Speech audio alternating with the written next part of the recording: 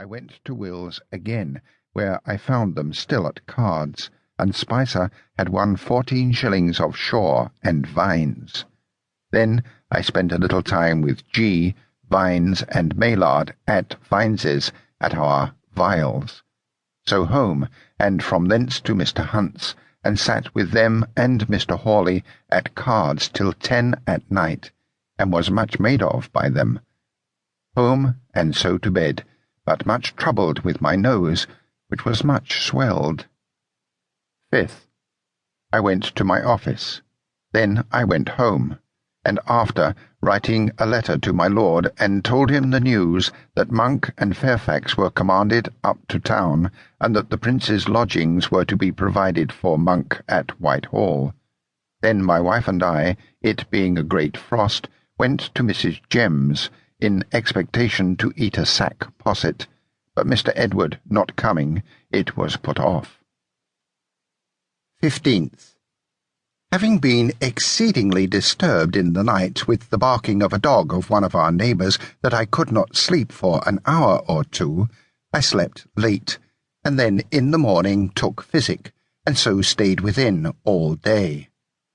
At noon my brother John came to me, and I corrected as well as I could his Greek speech to say the apposition, though I believe he himself was as well able to do it as myself. 16th.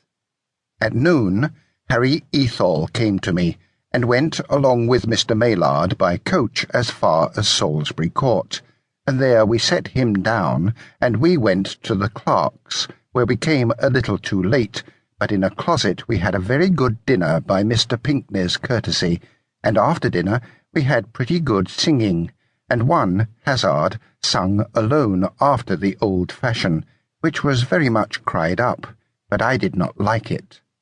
Thence we went to the Green Dragon on Lambeth Hill, both the Mr. Pinckneys, Smith, Harrison, Morris, that sang the bass, Shepley, and I, and there we sang of all sorts of things, and I ventured with good success upon things at first sight, and after that I played on my flageolet, and stayed there till 9 o'clock, very merry, and drawn on with one song after another, till it came to be so late.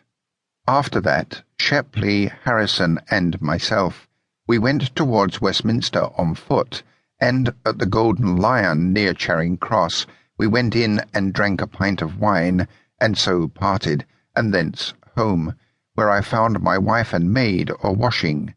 I stayed up till the bellman came by with his bell just under my window as I was writing of this very line, and cried, "Past 1 of the clock, and a cold, frosty, windy morning." I then went to bed, and left my wife and the maid a-washing still. 18th. All the world is at a loss to think what Monk will do, the City saying that he will be for them, and the Parliament saying he will be for them. 26th. Home from my office to my lord's lodgings, where my wife had got ready a very fine dinner, viz., a dish of marrow bones, a leg of mutton, a loin of veal, a dish of fowl, 3 pullets, and 2 dozen of larks, all in a dish, a great tart, a neat's tongue, a dish of anchovies, a dish of prawns and cheese. 30th. This morning, before I was up, I fell a-singing of my song, Great, Good, and Just, etc., and put myself thereby in mind that this was the fatal day, now 10 years since, His Majesty died. February 3rd. Drank my morning draught at Harper's, and was told there that the soldiers were all quiet upon promise of pay. Thence to St. James's Park, and walked there to my place for my flageolet, and then played a little, it being a most pleasant morning and sunshine.